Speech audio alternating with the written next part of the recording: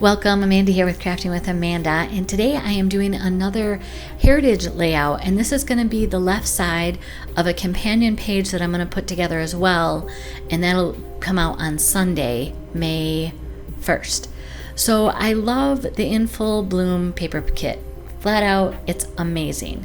So I went ahead and in kind of preparation for this, I had fussy cut this edge off of the sheet that it came on probably weeks ago, months ago even, or a month ago, but I had never figured out how to use it. And part of that was just life is happening at 80 mile an hour out around here with our hair on fire. But part of it was I hadn't wrapped my head around how to incorporate it. So I was playing with it, laying papers out on the desk, wasn't getting anywhere with it. I decided I'd go ahead and do some stamping and thin cut prep for the thin cuts from this scrapbook workshop. So I did all my flowers and stamped them with pewter ink just so they're a nice pale background. And then I just decided to go for it. I was just going to cut some strips. The mix-in has that Lagoon polka dot paper. I added some shortbread cardstock.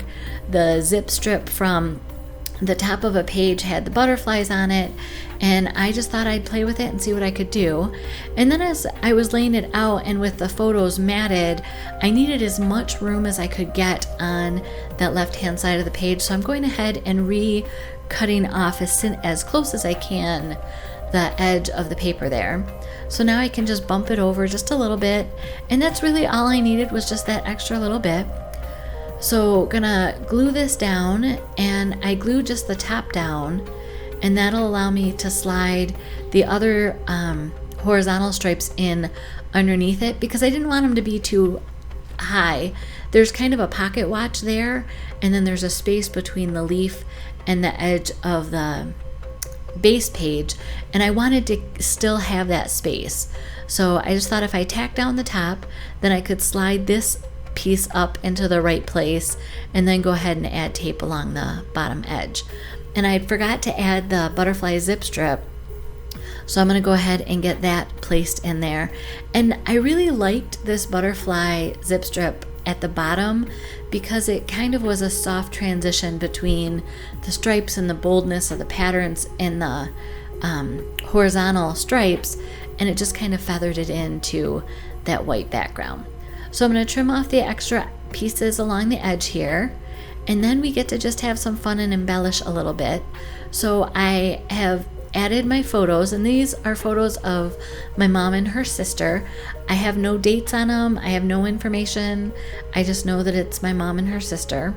So I don't know if we'll have journaling to add at a later date. The companion page, all that I know about it is, I believe, and I guess I don't know it, but I believe it's my mom and her sister with their grandfather. And once mom gets to see this, she'll be able, hopefully, to confirm that, and then we can add that journaling in there, at least put the names of the people in the photos.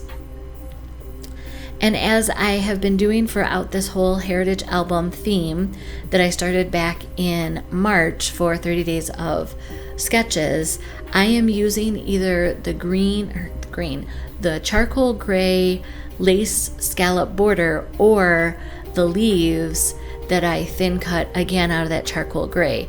So in this case, I have that lace border on, and all that's doing is just keeping a theme throughout the whole book. There's some blues and green tones. Those are kind of my primary colors in the book, but each page has either this lace border or some of those charcoal gray flowers. And so I'm just auditioning here. Those flowers, like I told you, I had pre-stamped. And then I'm pulling out the shortbread ink. I have avocado ink. I also have glacier ink. If I had access to my Lagoon ink, I would be using it. But if you haven't heard, it's in a box packed in the garage, and I'm not sure exactly where it is. And it's not in any of the boxes that I can get to because I have checked. So I sped up the video here, but I'm just taking this shortbread color and kind of loosely coloring the flowers from this stamp. And then I'm going to add avocado green onto the leaves. And I chose to use 3 of this particular flower because I'm going to have 3 clusters of flowers on the page. And then with the glacier ink, I'm going to color in the center of these more lacy.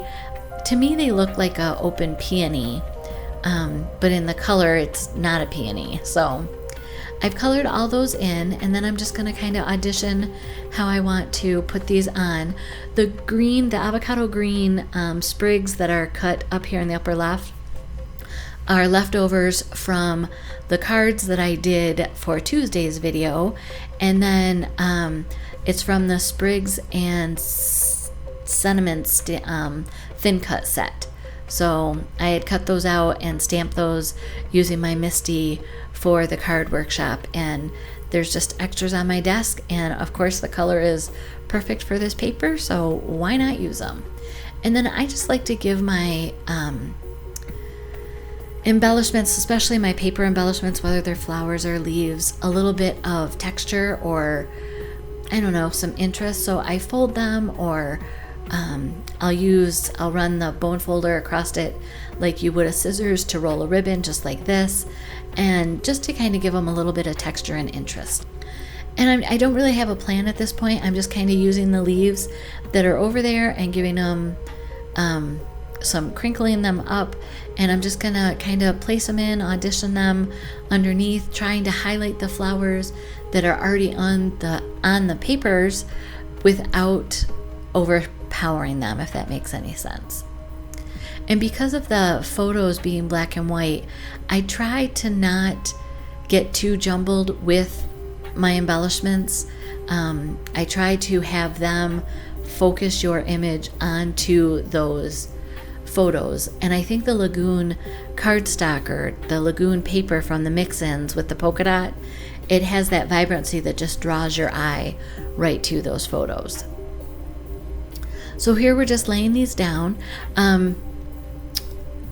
If you are looking ahead for Sunday, like I said, I will have the right page to this layout, and it's, my mom is in the photo, but it's my mom and someone else. So I don't have a good title yet between the 2 pages. So if you have an idea, I might just cut out the word family, because it could go really well on the bottom of this page even. But if you have a better idea, or any idea for that matter, just leave me a comment, because I would love to hear. There's some crazy smart people out there with ideas that wouldn't even cross my mind that I absolutely love. So this is coming together quickly. All that's left is to add some sparkles. I had sorted out some of the smaller sparkles from the silver sequins kit, and so I'm just gonna go ahead and use those. I was trying to use my piercing tool because they're so small, but with this jewel picker from Close to My Heart, the wax is a little bit tacky today. It's kind of warm in the house, which doesn't help. But between my piercing tool and my fingers, I think we're gonna get these down there. And then I realized there's glue on the end of my piercing tool, so I'll end up cleaning that off camera. And I think that's going to be about it for this layout. Like I said, hopefully when my mom sees these pages, she will have some insights and maybe even some stories to share. And I intend to write those down, and then I can type them up, because most of the other journaling I did with strips from the printer. So if my mom's not up for writing it down, we can easily add some tags in here with the stories that she's able to remember. And I do use the green lidded Tombow glue just because it dries tacky, and so with sequins I think that just helps them stay on better. So now I'm going to show you some close-ups of these pages, and that's it. So here's how you can connect with me. I do have a Facebook group, Crafting with Amanda VIP group, so you can check that out. If you haven't subscribed to my channel, you're welcome to join us here. Here's another video you may be interested in, and come back on Sunday to check out the right page. Blessings.